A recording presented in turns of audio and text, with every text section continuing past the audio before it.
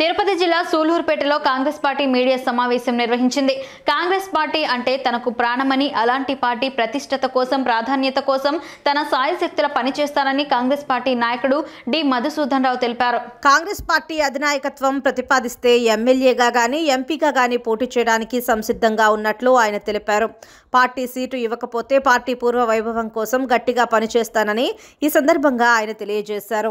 మధుసూదన్ రావు మంచి చురుకైన నాయకుడని, అలాంటి నాయకుడు సేవలు సూళ్లూరుపేట నియోజకవర్గానికి అవసరమని, దాంట్లో భాగంగానే ఈ మీడియా సమావేశానికి రావడం జరిగిందని పీసీసీ ఉపాధ్యక్షుడు ఉడతా వెంకట్రావు యాదవ్ అన్నారు.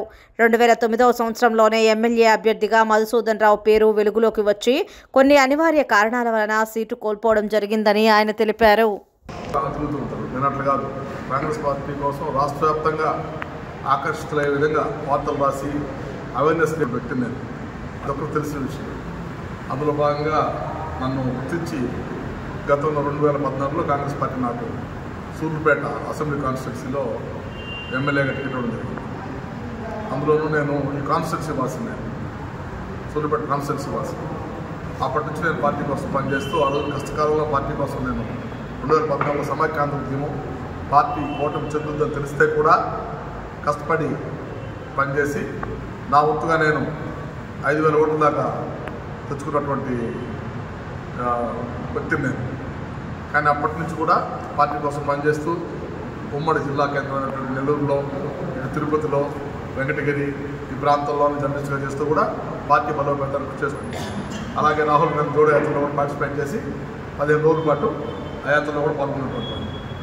అలాంటిది నాకేంటంటే బాధ, సొంత జిల్లా, సొంత కాన్స్టిట్యున్సీ, సరైన నాయకత్వం లేదు. ఇక్కడ 30-40 ఇయర్స్గా ఎస్సీ అది పూర్తి ఎంతో నిద్రాహారాలు మాని పనిచేస్తాను.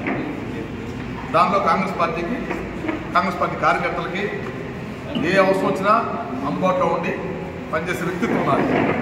కాకపోతే ఇక్కడ బాధ ఏంటంటే ఈ ఎలక్షన్ ఉన్న నాయకుడు ఇంకోసారి ఎలక్షన్ పోటీ చేసిన నాయకుడు మళ్ళీ ఉండదు.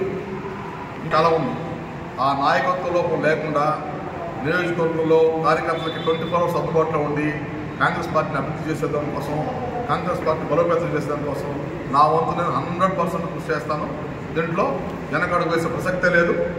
నాకు పదవులతో పని లేదు. పదవులు లేకపోయినా కాంగ్రెస్ పార్టీలో నేను పనిచేస్తాను. కష్టకాలంలో 2014లో ఓటమి చెందుతుంది పార్టీ తెలిసి కూడా నేను పోటీ చేశాను. అప్పటి నుంచి కూడా ఇప్పటి వరకు కూడా కాంగ్రెస్ పార్టీలో ఉంటున్నాను. కాంగ్రెస్ పార్టీ కోసం పనిచేస్తున్నాను.